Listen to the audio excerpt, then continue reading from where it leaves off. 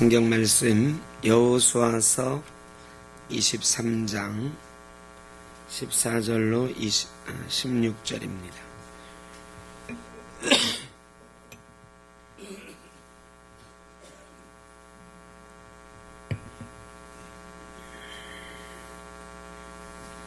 구약성경 355쪽 여호수아서 23장 14절로 16절 한 절씩 교독하고 16절 같이 봅니다. 보라, 나는 오늘 온 세상이 가는 길로 가려니와 너희의 하나님 여호와께서 너희에게 대하여 말씀하신 모든 선한 말씀이 하나도 틀리지 아니하고 다 너희에게 응하여 그 중에 하나도 어김이 없음을 너희 모든 사람은 마음과 뜻으로 아는 바라.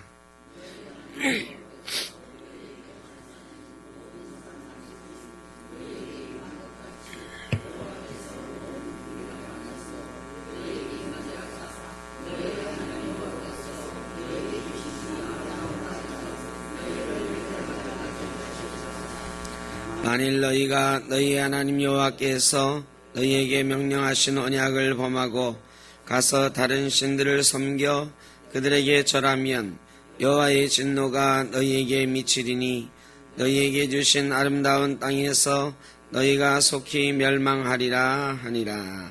아멘. 여호수아서가 이제 다 마무리가 되어 가는데 그 마지막은 여호수아의 유언 그리고 여호수아의 마지막 사역에 대한 기록이 23장과 24장에 있습니다. 이 여호수아 23장, 24장은 특히 다음 주에 할 24장 말씀은 이 언약, 약속이라고 하는 구약 성경의 맥락 속에서 굉장히 중요한 부분입니다. 이스라엘에게 약속이 처음 주어진 것은 아브라함 때에 주어졌고 이스라엘 민족에게 주어진 것은 출애굽기 19장에 십계명이 주어지기 전에 하나님께서 너희는 내 백성이 되고 나는 너희의 하나님이 되리라 하면서 계명 주신 목적을 말씀하실 때에 두 번째 민족에게 주신 첫 번째 약속이 되었습니다. 그 약속이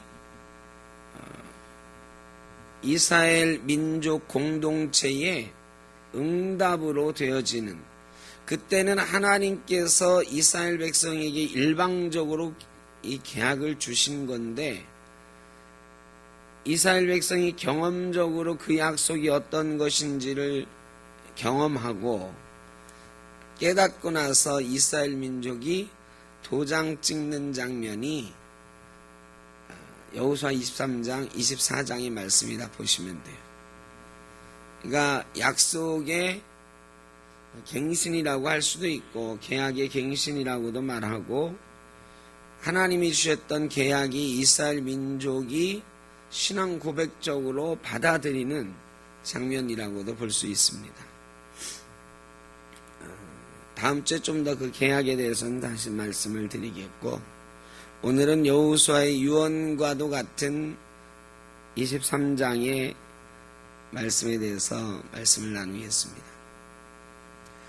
오늘 점심은 우리가 함께 식사를 하도록 하겠습니다. 이춘실 권사님 준비하러 가신 모양이다. 그죠? 이춘실 권사님 식당에서 함께 식사하도록 하겠습니다. 유럽 여행 갔다 오셔서 너무 재미있게 지내고 오셔서 미안하다고 그러시는지 너무 재미있어서 감사하다고 그러시는지 우리 황인한 집사님, 김군자 권사님, 또 재정일 집사님, 김순옥 권사님 가정에서 대접을 하시겠다고 그랬습니다. 가능하면 다 같이 가시면 좋겠습니다. 차로 이동을 해야 되지만 있는 차 다 같이 이동하면 충분히 갈 수 있을 것 같고요.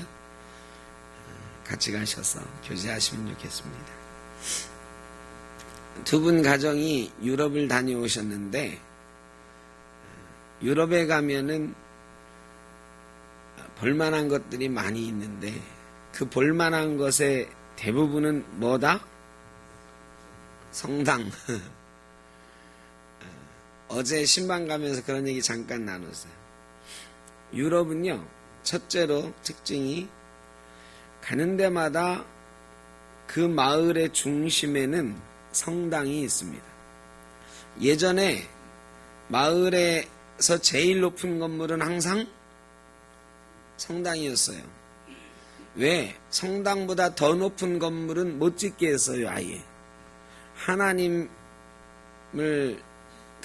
상징하는 성당의 십자가보다 사람의 건물이 높을 수 없다 해가지고 그 마을 중심에 제일 높고 크게 성당을 지어놨어요. 교회를 지었지요. 그리고 오랫동안 그것을 보존해 왔습니다. 그리고 그 주변, 성당 주변에, 교회 주변에 마을 모습도 거의 보존을 해왔어요. 막 높은 빌딩 같은 거 막 올라가고 그런 것들을 이 교회 주변의 마을은 건드리지 않고 외곽에 다시 높은 빌딩만 모아놓은 거리, 뭐 이런 것들을 이렇게 개발을 해가지고 하는 방법으로 도시를 만들었어요. 그래 옛날 모습들이 그대로 남아있는 도시가 많이 있습니다. 그래서 볼만해요. 볼만한 것들이 많이 있는데 막 천년된 건물 뭐 이런 것들이 많이 남아있는 거죠. 우리가 이런 것들을 뭐라고 하냐면 유산이다 그럽니다. 유산. 유산으로 남겨져 있는 문화재라든지 건물 또 여러 가지 형태의 그 모양새들을 가진 마을이나 도시 이런 것들이 있어요. 그러면서 우리는 어떤가 한번 잠깐 얘기를 해봤지요. 우리는 어떻습니까? 우리도 경복궁이 남아있어요. 그런데 창경궁도 남아있지요. 덕수궁도 남아있고. 그런데 그 주변은 다 빌딩 숲이에요. 경복궁만 이제 청와대가 있으니까 주변에 조금 떨어져서 그래도 건물들이 있고 나머지는 다 빌딩 숲에 파묻혀 있죠. 다 옛 것을 부수고 새로운 것들을 만들었어요. 그래서 좀 아쉬움이 있습니다. 아쉬움이 있어요. 그런데 여러분 제일 아쉬운 건 뭐냐? 제일 아쉬운 건 그런 건물들이 부서지는 것도 아쉽지만 건물들이 부서지는 것 속에 우리의 정신들도 상당 부분 부서졌다. 우리 조상들이 우리에게 물려준 좋은 정신들이 많이 있잖아요. 그죠? 근데 그런 정신들이 우리 고유의 문화, 우리 고유의 정신 이런 것들이요. 막 정신없이 부수고 개발하고 막 그러면서 정말 정체를 알 수 없는 이상한 정신 문화를 우리가 갖게 됐어요. 그 정신 문화가 우리가 학교 다닐 때 굉장히 우리 문화에 대한 자부심을 교육을 받았거든요. 우리 조상들이 우리에게 주는 문화유산, 특별히 정신적인 유산 이런 것들에 대해서 굉장히 자랑스럽게 교육을 받았는데 외형이 무너져 내리는 것처럼 이 내적인 모양새들도 많이 무너져 내렸어요. 어떻습니까? 우리는 지금 어떤 문화권에 살고 있나요? 우리가 어떤 문화권에 살고 있는지, 우리가 어떤 문화를 이어가고 있는지 이게 잘 모르겠어요. 평창올림픽 때 개회식, 폐회식에서 이제 그런 게 막 나타났잖아요. 그런 때는 정말 우리 민족이 찬란한 문화유산을 가지고 있고 대단한 정신적인 어떤 세계를 가지고 있는 것 같은데 그런 데서만 남아있고 우리 일상 속에서는 우리 민족 고유의 정신이라고 하는 것들이 우리 속에 상당히 많이 없어졌어요. 서양적인 생각들, 막 자본주의적인 생각들, 뭐 합리적이라고 표현하지만 어떻게 보면 아주 이기적인 것들, 이런 정신들이 막 들어와가지고 우리는 좀 이상한 정신 문화를 지금 누리고 있는 것 같아요. 그렇다고 해서 우리 예수 믿는 사람들이 어떻습니까? 우리는 기독교 문화를 가지고 있습니까? 어떻습니까? 여러분은 기독교 문화 속에서 살고 있으세요? 대답을 안 하셔. 여러분 집안은 누가 와도 딱 보면 이 집은 예수 믿는 집이구나. 문화 자체가, 생각하는 것 자체가 그렇구나 라고 느껴질 만한 그런 기독교 문화를 향유하고 계십니까? 이게 참 드물어요. 어렵거든요. 왜? 문 밖에만 나가면 비기독교적인 온갖 문화 속에 우리가 휩쓸려 살고 있어요. 우리를 제일 많이 좀먹은 게 이 천민 자본주의라고 하는 낮은 차원의 자본주의 정신, 이런 것 같아요. 나만 잘 먹고 잘 살면 된다고 하는 듯한 그런 정신. 이건 좀 길게 얘기했습니다만 이 정신문화유산을 물려가는 게 굉장히 중요한 거거든요. 우리 민족은 이런 생각을 가지고 살고 있습니다. 그래서 우리 민족도, 우리나라도 이제 그런 정신문화에 대해서 우리가 후손들에게 물려줄 정신은 무엇인가에 대해서 좀 많이 생각하고 해야 될 때가 됐다. 또 노력하는 사람들도 많이 있습니다. 이 유럽 같은 데도 이런 정신문화가 많이 깨져 있죠. 그런데 교회를 보존하고 그 마을을 보존하면서 의외로 그 사람들은 그 정신이 상당히 보존되어 있는 듯한 모습을 문득문득 우리가 볼 수 있어서 굉장히 부러워요. 여러분, 서양 교회는 망했다고 생각하시잖아요, 그죠?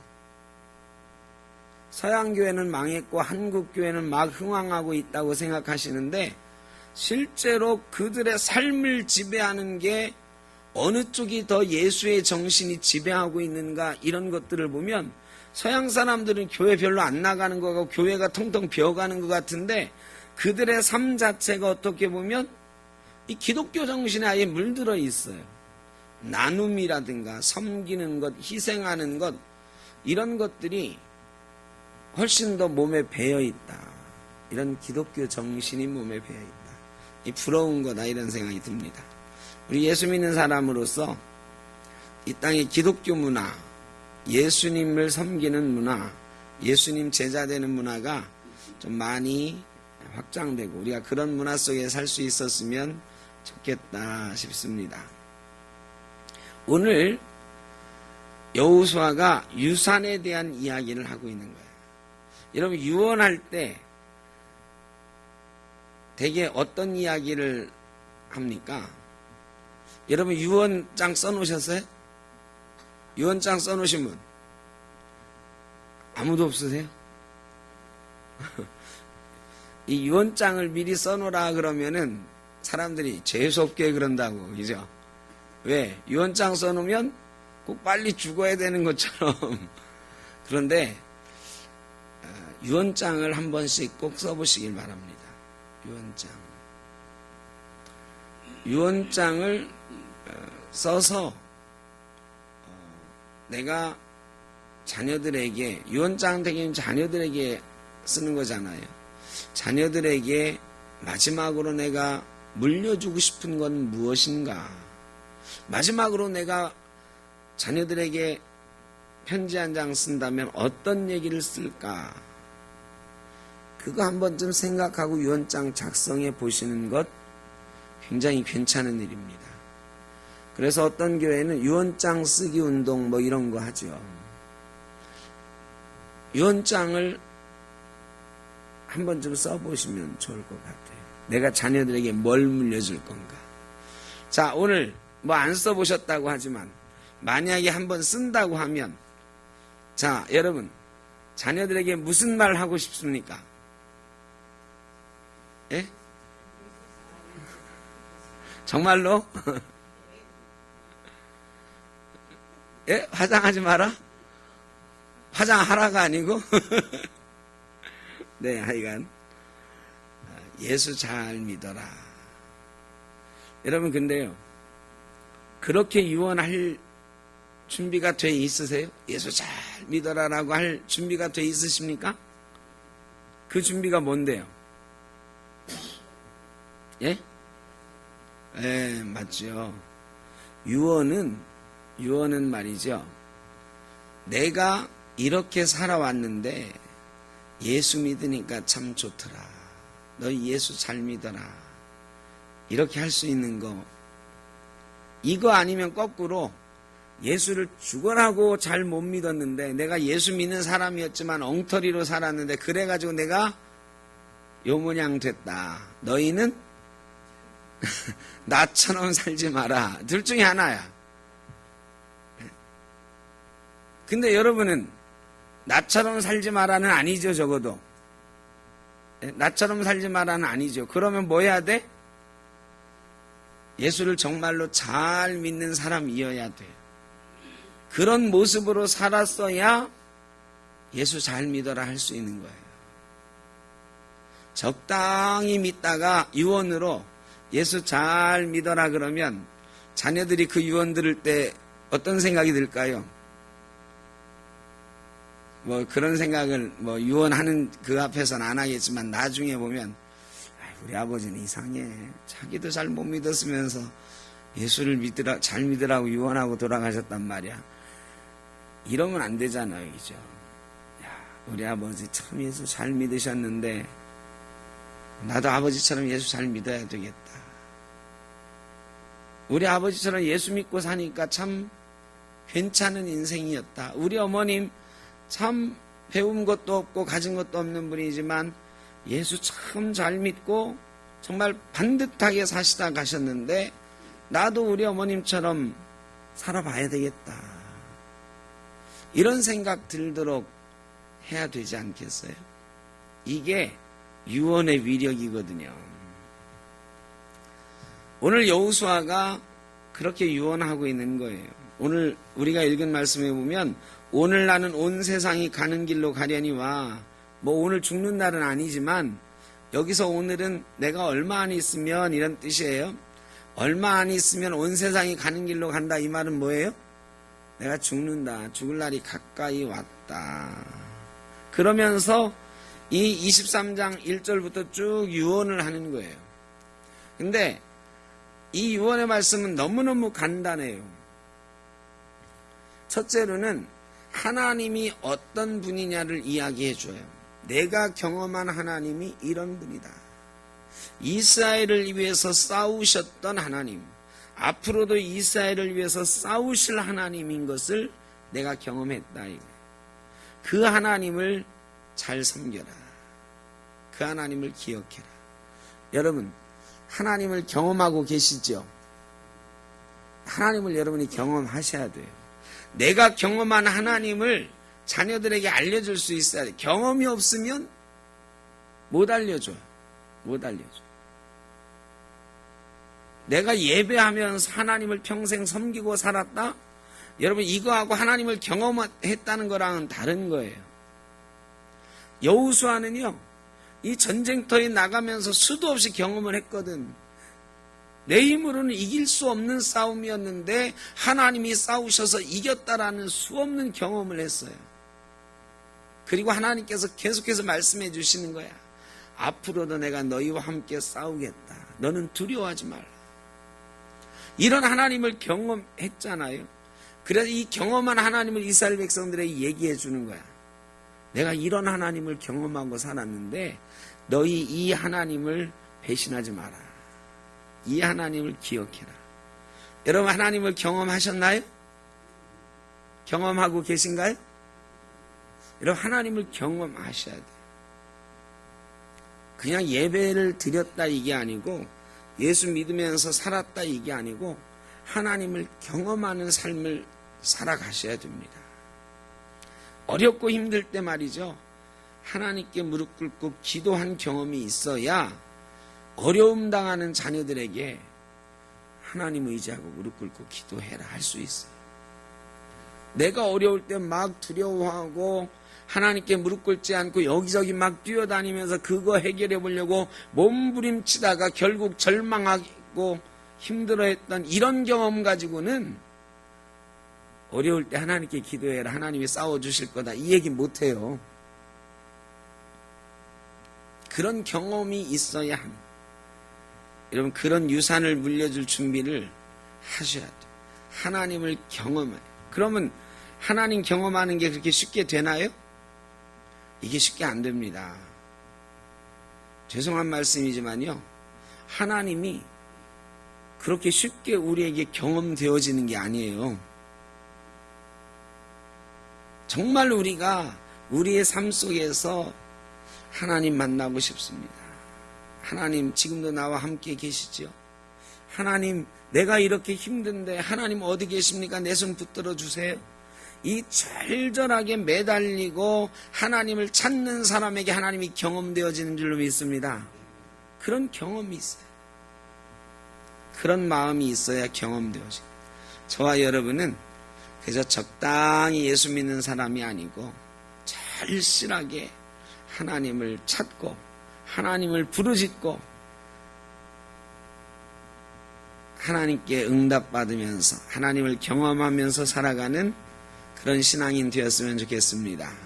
그리고 그 우리가 경험한 하나님을 우리 자손들에게 소개하고 죽을 수 있는 저와 여러분 되시면 좋겠습니다. 두 번째로는 율법을 지켜 행하라. 모세의 책에 있는 모든 율법을 지켜 행하라. 이게 하나님이 여호수아에게 명령하셨던 거예요. 너는 좌로나 우로나 치우치지 말고 내가 내게 명령한 모든 것을 지켜라. 내가 너와 함께하리라. 하나님의 명령이었거든요. 여호수아는 그렇게 살아봤어요. 이게 어렵거든요. 좌로나 우로나 치우치지 말고 하나님이 가라고 하는 길을 가라. 옛날에 물론 요거보다는 다음에죠. 이스라엘 백성들이 블레셋 사람들이 쳐들어오니까 엘리 제사장 시대에 뭘 들고 나가서 싸우면 이길까 하고 들고 나갔어요? 법궤를 들고 나가서 법궤 하나님의 언약궤를 들고 나가서 싸우면 이기겠지 하고 갔는데 이겼어요, 졌어요? 졌어요. 그래 법궤를 빼앗겼어요. 그래 블레셋 사람들이 법궤를 자기네 신당 가운데 갖다 놓고 막 잔치하고 그랬거든요. 그런데 그 다음날 어떻게 됐어요? 신상들이 막 무너지고 막 자기네 진영에 전염병이 돌고 막 재앙이 있는 거예요. 이 사람들이 긴가민가 하면서 두려운 거지. 야, 저게 법궤 때문일까? 아니 법궤는 들고 나왔는데 우리가 싸움에 이겨서 뺏어왔는데 법궤 때문이라고 하기엔 좀 찝찝하고, 그렇더라도 법궤 말고는 다른 이유가 없는 것 같고, 그래서 실험을 해보잖아요. 실험을. 이 법궤에 효험이 있는지 없는지 실험을 해봐요. 어떻게 하죠? 이 암소에다가 이 법궤를 이 뒤에 싣고 암소를 가게 해요. 베세메스라고 하는 곳으로 이제 이 암소를 가게 하면서 옆에 뭐를 같이 가게 해요? 새끼, 그 암소 새끼 송아지를 이 길 옆에서 막 같이 가게 하는 거야. 그럼 암소가 쭉 베세메스 길로 향해서 가지 않고 어떻게 갈까요? 송아지를 돌아보는 것이 자꾸 자기 새끼가 옆에서 막 울어대니까. 그런데 블레셋 사람들이 그래요. 그렇게 하면서 이 암소가 이 법궤를 끌고 베세메스까지 똑바로 가면 이 법궤가 진짜 하나님의 능력의 법궤인 것을 우리가 인정하자. 그럽니다. 그런데 이 암소가 어떻게 해요? 송아지가 막 뛰노는데도요, 쳐다보지 않고 베세메스로 쭉 가는 거야. 그래서 이 블레셋 사람들이, 야, 이게 진짜 하나님의 법궤구나. 저 미물인 암소가 말이야, 새끼가 옆에서 막 울어대는데도 이 법궤를 끌고 바르게 가는구나. 여러분, 좌로나 우로나 치우치지 않는다는 건 바로 그런 것입니다. 암소도 소도 하나님의 궤를 메고 좌로나 우로나 치우치지 않는다. 송아지가 옆에서 울어도, 새끼가 울어도 쳐다보지 않고 가더라. 여러분, 하나님의 법궤를 메고 가는 사람은, 하나님의 계명을 메고 가는 사람은, 하나님의 이름을, 예수의 이름을 들고 가는 사람은 좌로나 우로나 치우치지 않고 가는 것입니다. 여호수아가 좌로나 우로나 치우치지 말고 앞만 보고 하나님 말씀하신 그 길로 가라. 여러분, 좌로나 우로나 치우치지 않고 잘 가고 계십니까? 정말로 잘 가고 계세요?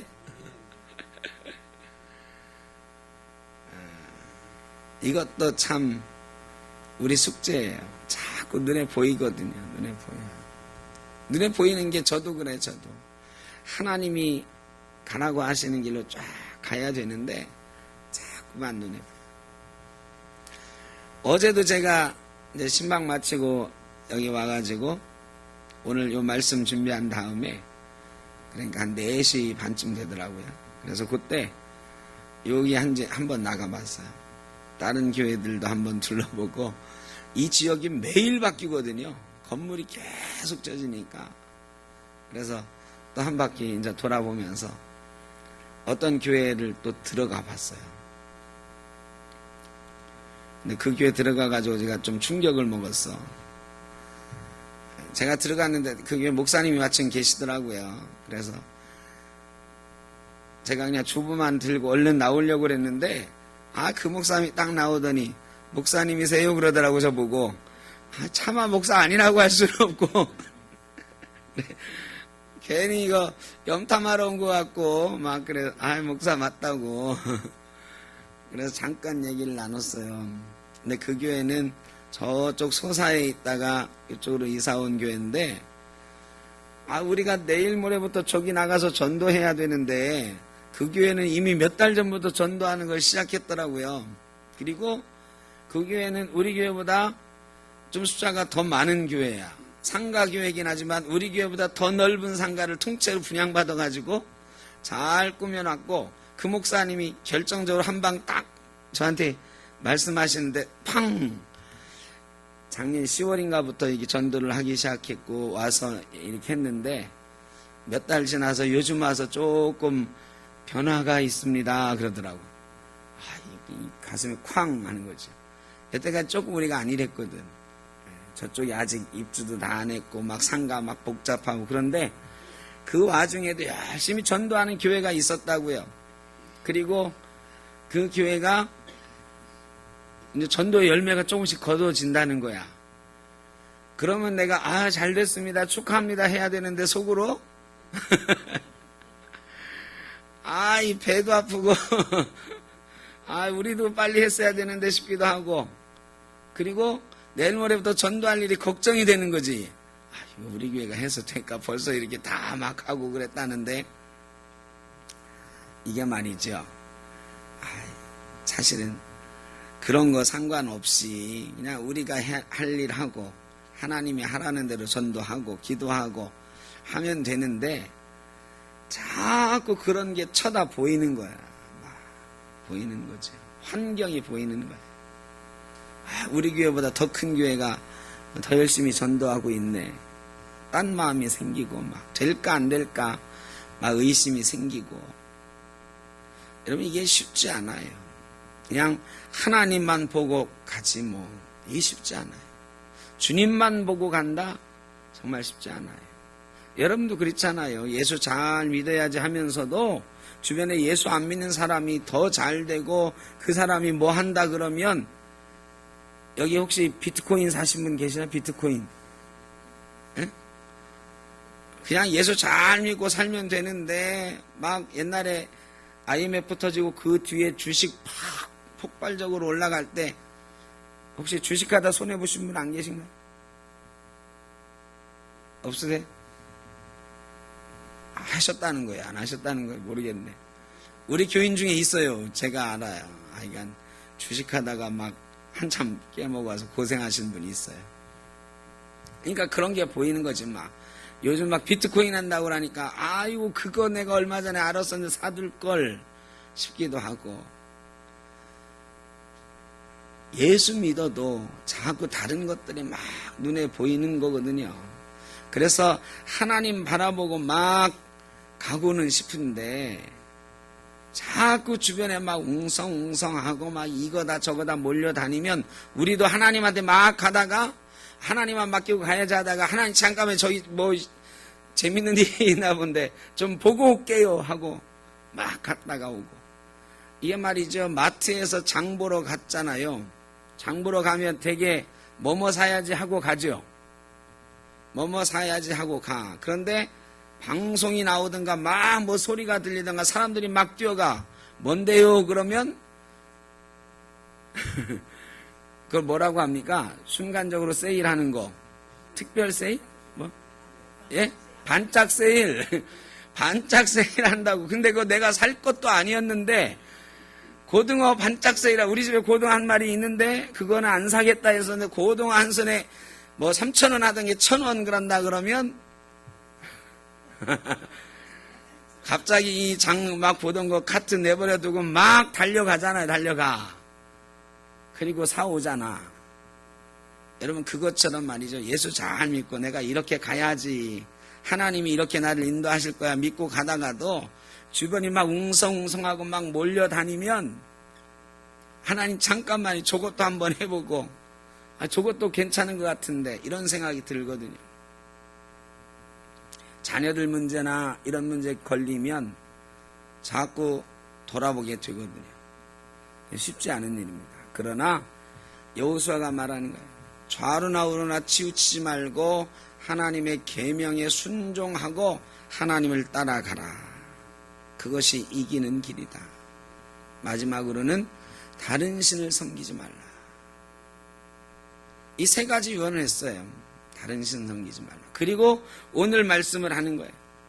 너희가 하나님 말씀을 잘 들으면 너희가 일당천의 승리를 할 것이다. 한 사람이 1,000사람을 대하여도 이기게 될 것이다. 그러나 너희가 하나님 말씀을 듣지 않으면 너희가 멸망하게 될 것이다. 그러면서 그 다음에 결론으로 오늘 말씀을 하는데 잘 들어라. 하나님께서 축복의 말씀도 주셔서 그 말씀도 하나님의 계명을 잘 지키고 약속을 우리가 지키면 반드시 지켜주시지만 반드시 너희가 기억해야 될 말은 어떤 말도 15절 너희 하나님 여호와께서 너희에게 말씀하신 모든 선한 말씀이 너희에게 임한 것 같이 여호와께서 모든 불길한 말씀도 너희에게 임하게 하실 것이다. 너희 주신 땅에서 너희를 멸절하기까지 하실 것이다. 여러분 우리 예수 믿는 사람들이 이 말씀 잘 안 기억합니다. 좋은 말씀은 잘 기억하는데 예수 잘 안 믿으면 망하게 될 것이다. 이 말은 잘 안 기억해요. 죄는 죄의 삭은 사망이다. 이런 말도 잘 안 기억해. 죄의 삭은 사망이라고 하는 말을 알면서도 뭔 말을 기억하냐면 만일 우리가 우리 죄를 회개하면 저는 미쁘시고 의로우사 모든 불의에서 우리를 깨끗하게 하실 것이요. 이 말만 기억해. 막 죄를 지으면서도 죄의 삭은 사망이요. 이건 기억 안 하고 모든 불의에서 우리를 용서하실 것이라고 이 말만 기억해. 그래서 회개가 없어요. 거기 만일 우리가 우리 죄를 자백하면 우리 죄를 자백한다는 말은 우리가 스스로 고백하고 회개하는 거거든요. 하나님 말씀은 정확하게 봐야 되는데 우리가 듣고 싶은 말만 들어요. 그래가지고요 나한테 별로 안 좋은 말씀은 안 들어. 근데 여호수아가 말하는 거예요. 너희에게 불길한 말씀도 분명히 있다고. 그 불길한 말씀도 어떻게 될 것이다? 반드시 임하게 될 것이다. 여러분 이게 여호수아의 결론이에요. 결론이 그렇게 썩 좋진 않아. 너희에게 선한 말씀도 많이 주셨지만 그것도 다 응하실 것이다. 그러나 불길한 말씀도 반드시 응하게 될 것이다. 불길한 말씀은 뭐예요? 좌로나 우로나 치우치지 말고 똑바로 가면 너희가 복 받을 것이지만, 이게 구약 성경은요 딱 하나라니까. 하나님의 약속을 지키면 복을 받고 말씀을 지키지 않으면 벌을 받는다. 제가 여러 번 말씀드렸죠. 구약 성경의 주제는 딱 하나, 약속에 대한 거고, 약속을 잘 지키면 뭘 받고? 복 받고 상을 받고, 약속을 못 지키면 벌 받는다. 이거 신명기에는 어떻게 되어 있느냐? 신명기 14장부터요 쫙 복에 대한 말씀이 늘어지잖아. 그 다음에는 저주에 관한 말씀이 쫙 나와요. 여러분, 복과 저주는 항상 같이 가는 것입니다. 같이 가는 것. 근데 우리는 예수 믿으면 복 받는다는 말씀만 기억하고요, 예수 잘 못 믿으면 멸망한다라는 말은 잘 기억하지 않아요. 여러분, 우리 자녀들에게 이 두 가지를 다 알려줘야 됩니다. 예수 잘 믿고 복 받아라. 이게 첫 번째 유언이고, 두 번째는 뭘? 예수 잘 못 믿으면 망한다. 반드시 망한다. 이것도 알려주셔야 됩니다. 여호수아가 이 두 가지 오늘 함께 하고 있는 거예요. 하나님을 잘 섬기는 길은 하나님을 기억하는 것이고, 모세의 책에 기록된 율법을 잘 지키는 것이고, 하나님만 섬기는 것이다. 이걸 잘하면 너희가 복 받을 것이다. 그러나 그렇지 않으면 너희는 반드시 망하게 될 것이다. 하나님의 말씀은 이것도 응하게 될 것이다. 우리가 우리의 자녀들에게 좋은 말만 해주고 죽으면 안 됩니다. 너 지금처럼 예수 믿다가는 망한다. 그런 말을 해줘야 되는 자녀에게는 반드시 그 말 해주시길 바랍니다. 그리고 더 좋은 건 유언하시기 전에 그 자녀들에게 그런 유산들을 우리의 삶 속에서 물려주고 그런 삶을 함께 누리시다가 가시면 더 복된 줄로 믿습니다. 저와 여러분의 가정들이 다 여호수아처럼 하나님 잘 섬기고 하나님 말씀을 유언으로 물려주는 가문, 위대한 유산을 소유하는 가문들 되시기를 바랍니다. 곽선희 목사님이 북한이 고향이잖아요. 곽선희 목사님이 북한에 국수도 많이 갖다 주고 북한 지원을 많이 하셨어요. 그 덕분에 북한을 자주 가셨는데, 맨 처음 북한에 가서 찾아본 게 어딜까요? 고향.